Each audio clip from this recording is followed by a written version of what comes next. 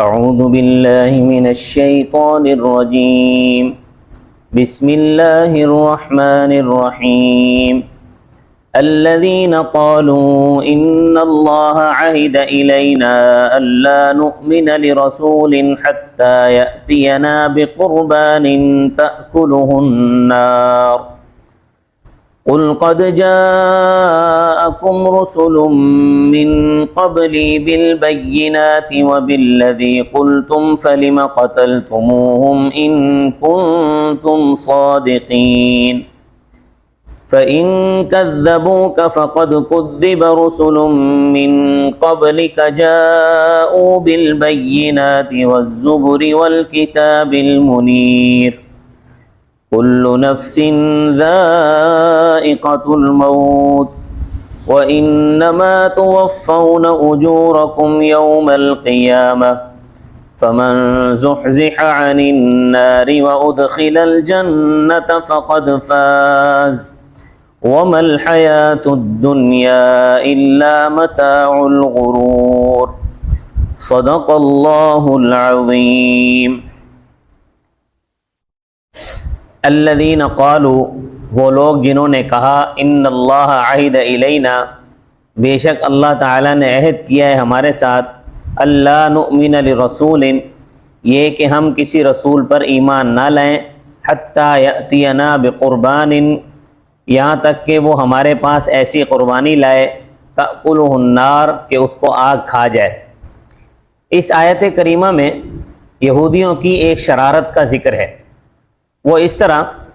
کہ یہودیوں کے جو بڑے لوگ تھے، یعنی تعلیم یافتہ سیاسی لوگ اور مذہبی پیشوا، ان کا ایک وفد حضرت صلی اللہ علیہ وسلم کے پاس آیا اور کہنے لگا کہ تورات میں ہمیں یہ حکم دیا گیا ہے کہ کسی نبی کو اس وقت تک نبی نہ مانو جب تک کہ وہ کوئی تمہارے سامنے ایسی قربانی پیش نہ کر دے کہ اس قربانی کو آگ میں رکھا جائے، میدان میں رکھا جائے اور اس کو آسمان سے آگ آ کر کھا جائے، اس وقت تک نہ مانو۔ امام رازی رحمۃ اللہ علیہ نے تفسیر کبیر میں نقل کیا ہے کہ وہ حکم اس طرح تھا کہ 2 پیغمبروں کے علاوہ تمہارے پاس کوئی تمہارے سامنے نبوت کا دعویٰ کرے، 2 پیغمبروں کے علاوہ کوئی تمہارے سامنے نبوت کا دعویٰ کرے تو اس سے یہ معجزہ طلب کرو اور کہو کہ ہم تجھ پر ایمان اس وقت تک نہیں لائیں گے جب تک کہ تم قربانی کر کے اس کو میدان میں رکھو اور آگ اس کو آ کے جلا نہ ڈالے، کیونکہ اس زمانے میں بھی جھوٹی نبوت کے مدعی موجود تھے۔ تو جھوٹے اور سچے کی پہچان کرانے کے لیے اللہ تبارک و تعالی نے یہ معیار مقرر فرما دیا تھا،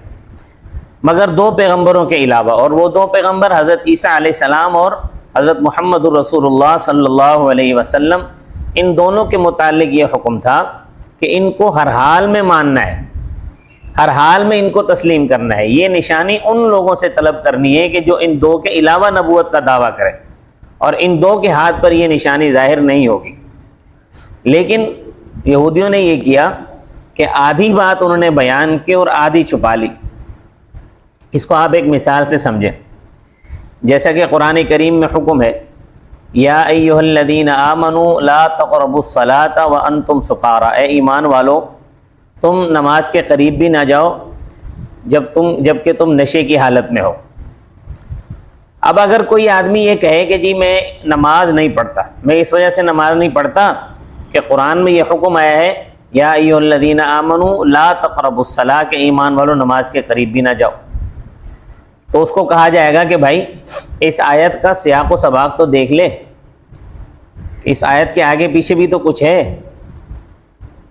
تو جب آگے پیچھے دیکھا جائے گا تو معلوم ہو جائے گا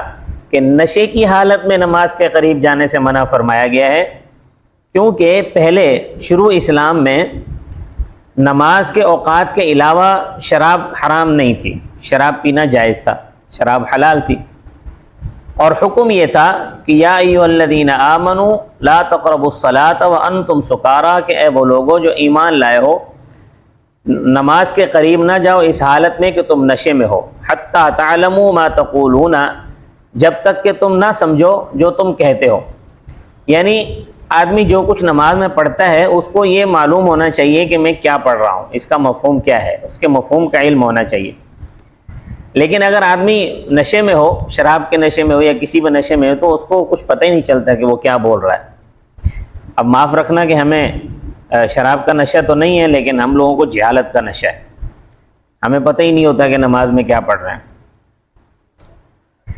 تو فرمایا کہ حتی تعلموا ما تقولون، یہاں تک کہ تم جان لو کیا کہہ رہے ہو، تو جب تک سمجھو گے نہیں تمہاری نماز نہیں ہوگی۔ تو نماز کے اندر جو صورتیں آپ پڑھتے ہیں ان کا مطلب جاننا ضروری ہے۔ ہم نے بس طوطے کی طرح الفاظ رٹے ہوئے ہیں، حالانکہ نماز کے الفاظ کا ترجمہ سمجھنا بھی ضروری ہے، کیونکہ نص قطعی ہے حتی تعلموا ما تقولون، یہاں تک کہ تم جان لو کہ تم کیا کہہ رہے ہو۔ تو خیر، اب یہودیوں نے یہ کیا کہ آگے پیچھے سے کاٹ کر تورات کا حکم سنایا کہ ہمیں تو یہ حکم دیا گیا ہے کہ تم اس پیغمبر پر ایمان لاؤ جو قربانی کر کے میدان میں رکھے اور آسمان سے ایک آگ آئے اس کو جلا ڈالے۔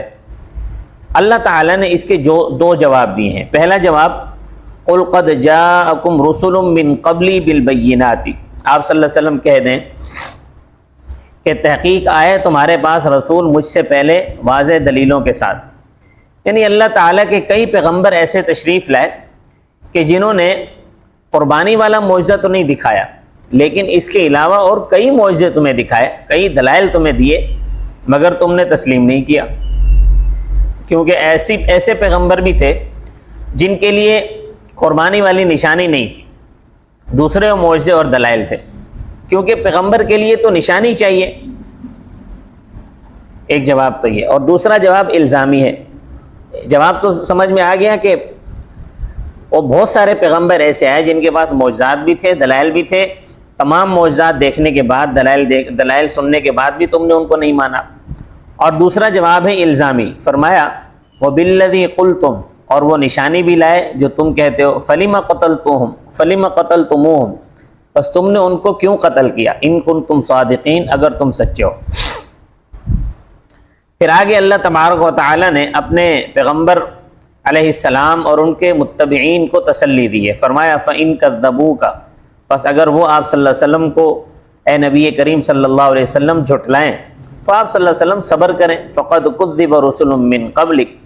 پس تحقیق آپ سے پہلے بھی کئی رسول جھٹلائے گئے، وَجَاءُوا بِالْبَيِّنَاتِ، حالانکہ وہ واضح دلائل اور معجزات لائے تھے، وَالزُّبُرِ، یہ زبور کی جمع ہے، اس کا مطلب ہوتا ہے صحیفے، تو وہ صحیفے بھی لے کر آئے تھے، وَالْكِتَابِ الْمُنِيرِ، اور ایسی کتابیں جو روشنی پہنچانے والی تھیں، یعنی دلوں کو روشن کرنے والی تھی۔ ان لوگوں نے ان کو بھی جھٹلایا، کیونکہ ان کا وتیرہ ہے نا ماننا، لہٰذا آپ صلی اللہ علیہ وسلم اپنا کام کرتے جائیں۔ کل نفس ذائقۃ الموت، ہر نفس موت کا ذائقہ چکھنے والا ہے۔ رب تعالیٰ کی ذات کے سوا کوئی بھی موت سے مستثنا نہیں ہے۔ اللہ تعالیٰ کا ارشاد ہے وَيَبْقَى وَجْهُ رَبِّكَ ذُو الْجَلَالِ وَالْإِكْرَامِ، باقی رہے گی تیرے رب کی ذات جو کہ صاحب جلال و عظمت ہے۔